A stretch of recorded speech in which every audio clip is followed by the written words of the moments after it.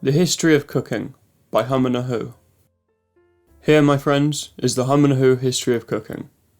I'm Hum and a Who, by the way, and no, that's not my real name. Anyway. So, cooking was invented by Dave Cook back in the Bronze Age. One day, Dave, from Didcot, got bored of eating grass and decided he might heat it up on a fire for a bit. And also sprinkle some leaves on it for good measure. After this, he showed his wife Kelly, and she was blown away. It was incredible. Cooking had just been invented. Dave Cook is now the prophet of the Cookianity religion and is revered by cooks around the world. Gordon Ramsay, Nigella Lawson, Guy Fieri, they all pray to Dave Cook and have shrines in their homes dedicated to him. The shrines look like this, sometimes. There are many different types of cooking. Not all stem directly from Dave Cook's holy genius. For instance, there is baking, there is steaming, there is microwaving, toasting, stewing, boiling, grilling, frying, roasting. I will now detail for you the exact origins of each of the different methods of cooking and how they relate to the Cookianity religion. Starting off, we have the Baking Sect, which was started by the patron saint of, you guessed it, baking. Could have said something like orange juice or helicopters then, couldn't I? But no, he actually was the patron saint of baking. The story goes that the holy saint started off his life as a humble chimney sweep in Madagascar, before being spiritually elevated by the spirit of Dave Cook himself. Upon this spiritual elevation, bestowed upon the lowly chimney sweep was a new and divine understanding of baking. A newfound knowledge which the now patron saint put to good use, attracting hordes of new followers almost overnight. To this day, the Baking Sect remains one of the most mutually respected denominations. The sect are known for reciting the sacred cooking scriptures of Dave Cook on a daily basis and look to further the genius that the prophet started by continually looking for other meals to be baked. Along with the classics like cookies, muffins, and of course chocky cake, they've also tried baking sushi, fruit salads, soups and ice creams, amongst other meals. Good luck to them, I say. Next, we have the Boiling Creed and the Order of Stewing. The Boiling Creed started back in the early 13th century in ye olde England, whereas the Order of Stewing stretched as far back as the 800s. There was much conflict during the Boiling Creed's beginnings, as many at the time deemed it both heretical and blasphemous towards Dave Cook himself, claiming that to cook something in mere water alone was simply incorrect. You see, at the time, England's predominant denomination of Cookianity was the Order of Stewing, and boy were the Order not happy with this new branch. Not to mention, the Order had the support of the Queen at the time. Queen Susan of House Targaryen, fourth of her name, protector of Didcot and the other seven realms, mother of dragonflies, ruler of the great grass fields, the sunburnt, the breaker of biscuits. And thus, the Creed were labelled as traitors and anarchists. Society was split. Half believing the Boiling Creed to be a blessed progression of Dave Cook's sacred genius, half believing it to be fouling all he stood for. Fast forward to the present day, unfortunately, the two opposing branches of Cookianity have managed to set aside their differences and cook in peace amongst one another. Thirdly, the cult of the microwave. Of all the problem-causing denominations of Cookianity, this one takes the top spot. Despite any of the other somewhat contentious offshoots of Cookianity, none have caused as much of a ruckus as this denomination. In fact, to even call it a denomination could have you sent to 14 years hard labour in some countries. There are many rumourous origin stories floating around concerning how the cult began, but the predominant one being that in the Australian outback a whisper was heard in the dreams of the residents there. A whisper, promising them of an unholy device which would not only dramatically speeden the process of cooking, but also leave considerably less to be washed up afterwards. Who truly knows what the consequences, both physically and spiritually, of using such a device may be? As the saying goes, if something seems too good to be true, then it probably is. And the other denominations agree in unison that the followers of this cult have been deceived by the anti-cook. Said to be the unholy antithesis of Dave Cook, and spawned from the inner circle of cooking hell, the anti-cook's malign and only goal being to pull people away from Prophet Cook's teachings, and mislead them down a darker path and a darker way of cooking. It is believed that it is he, the anti-cook himself, who used his supernatural powers to spread this initial treacherous whisper within the Australians' dreams all those years ago.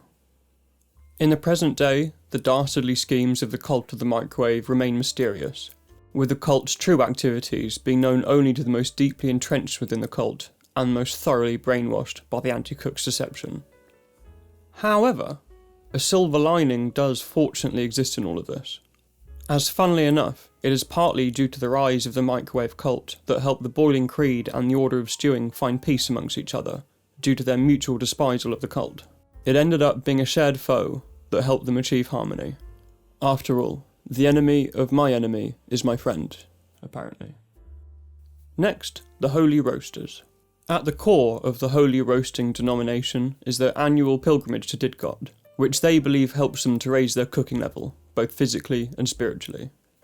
This pilgrimage is obligatory to all Holy Roasters and is taken every year without hesitation, regardless of where in the world they live. The exact destination of this pilgrimage is the location of Prophet Cook's hut, where he lived and cooked his first bunch of grass. Once reaching this destination, members of the Holy Roasters simply bask in its glory, whilst passionately singing hymns about Dave Cook's ascension to prophet status. May he rest in peace. The only issue is the exact location of Dave Cook's hut is now a dual carriageway, meaning the annual pilgrimage causes many traffic delays. Alright, this took flippin' ages to draw. I'm just gonna leave it here a little while longer.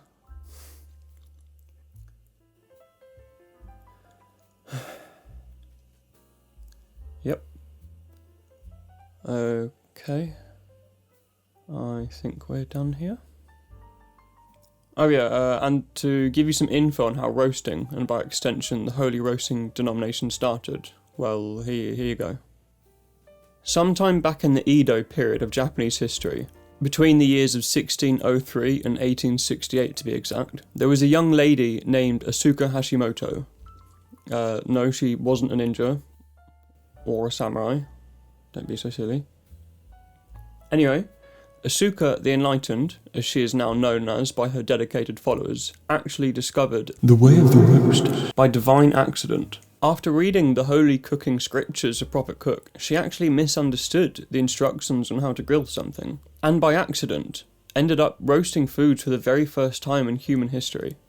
Though, I use the word accident quite loosely here, as it is strongly believed even by those of other denominations that this was in fact no accident, but the holy guidance of Prophet Cook guiding her towards pioneering a new branch of cookianity. So there you go. Anyway, moving on, let's now explore the Grilling-Orthodox Church. Originating in Finland, one particularly pious scholar of Prophet Cook's work felt there was a hidden subtext written in the sacred scriptures of cookianity, and it seems he was right. The pious scholar, who chose to remain unnamed due to not wishing to have any glory directed towards himself, believing glory should only be directed towards Prophet Cook, placed some mango on a metal tray thing on top of a fire, similar to how Dave Cook initially cooked his first bunch of holy grass. The humble, unnamed scholar observed the difference in taste, texture, and appearance to when food was cooked this way, and from there, grilling spread like wildfire. It's true, it did. The seed of the now well-respected Grilling-Orthodox Church was born. Since then, they've built an extensive series of catacombs under the surface in Finland. Though this isn't actually anything to do with grilling foods, this was just because they really like digging and they really like catacombs. But, you know, they're not hurting anyone, so I suppose just let them get on with it, really. Continuing this comprehensive history of cooking, we have the toasting movement, many of which believed to be led by a false prophet. The alleged false prophet claims to be the reincarnation of Dave Cook himself, which at the time ruffled many a feather. Though, overall, he and his toasting movement are pretty harmless, staying out of the other denominations' way and causing little else trouble. And in time, the other cookianity denominations have learnt to accept the potential false prophet's teachings as little threat and to tolerate his movement. The toasting movement originated back in 2002 in Bolivia, and have since become a somewhat well-accepted denomination of Christianity despite many believing its leader to be a false prophet. The story goes that a religious inventor decided upon using his inventing skills to further glorify what Dave Cook had started, and he, Bob was his name, devised a potentially holy device that would create an effect similar to grilling. But this wasn't enough for Bob. Bob felt the respect of inventing the toasting device was not enough, and started to claim that in fact he himself was Prophet Cook reincarnated. His hunger for admiration overpowered him, and he started behaving in a way that many struggled to believe was how the high and noble Dave Cook would ever have behaved. For instance, he thought House of the Dragon was trash. I mean, come on. I love that show. Next, there is the Church of Frying.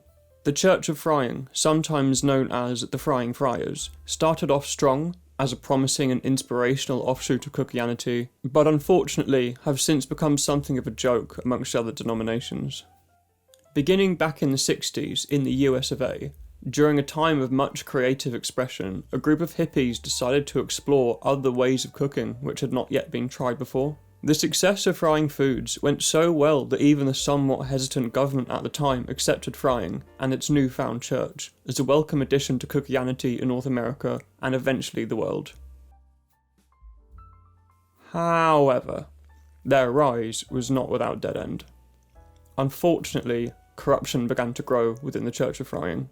Certain members within the higher echelons? Is it echelons or echelons? Anyway, of the church began to subtly rewrite the sacred scriptures of Prophet Cook, implying that frying was superior to other methods of cooking, implying that the Church of Frying was the only true way to follow Christianity. Fortunately, this became quite transparent as many began to see through this attempted deception of the frying church, and therefore the church's reputation sank. In an effort to restore their numbers and support, the church now sends many apostles and missionaries across the world in an attempt to convert them to the Church of Frying, along with knocking on people's doors to talk about frying and preaching the word of frying in public spaces. But the damage of their corruption had already been done, and they are no longer taken seriously by the other Christianity denominations. Lastly, we have the steaming monks. The steaming monks are a bit of an odd bunch, to be honest, and their practices raise many an eyebrow amongst the other denominations. Often speaking in tongues, the monks will enter a trance-like state after vigorously inhaling the steam from their cooking. Who knows what foods they're steaming exactly, but the steam seems to be pretty potent. Along with their steam-inhaling, tongue-speaking antics, the monks will regularly fast from their chosen method of cooking, abstaining from steaming their foods for periods of time in order to help them better value cooking by steaming when the fast is over. During the fast, some of the more relaxed monks will simply cook their foods via methods favoured by the other denominations, such as baking or something, but the more committed members will only eat their foods raw. The method of steaming foods was first started by Monk Rodriguez in Antarctica. I suppose some of you might consider that unlikely, seeing as Antarctica is uninhabited save for a few penguins, but please, allow me to correct you, as thankfully the history of steaming is well documented. You see, the history books clearly say that back in the 1700s, half of Mexico thought, you know what, it's just a bit too hot here, let's find somewhere a bit cooler, which led them to Antarctica.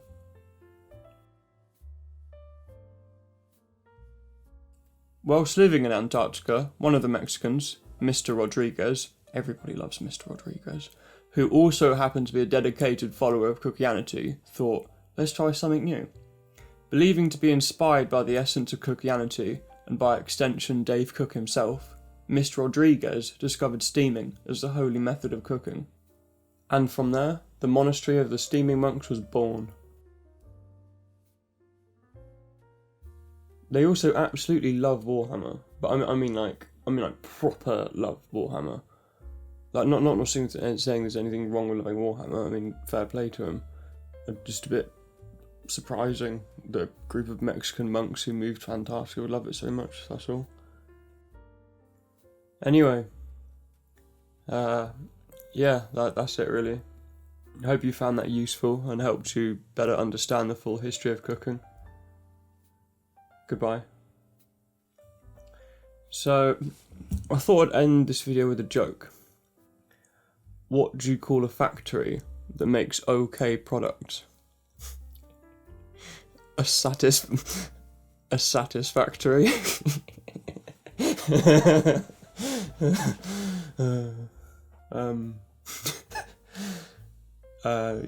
Yeah, you can subscribe if you want. Could also give the video a like if you're feeling generous. If you really want, there's this little bell thing that you can click next to the subscribe button. It will like notify you each time I put out a video. So yeah, you can do that if you want.